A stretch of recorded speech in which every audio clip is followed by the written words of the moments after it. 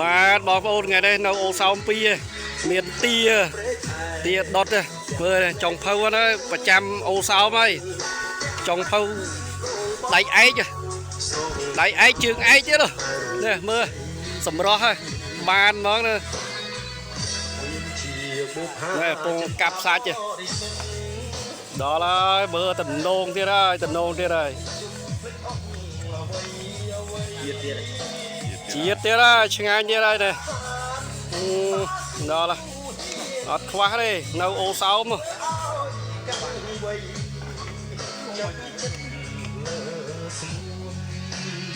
នេះទាដុត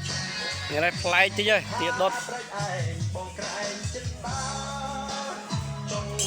ថ្ងៃសៅរ៍អាទិត្យដល់កម្មវិធីហើយ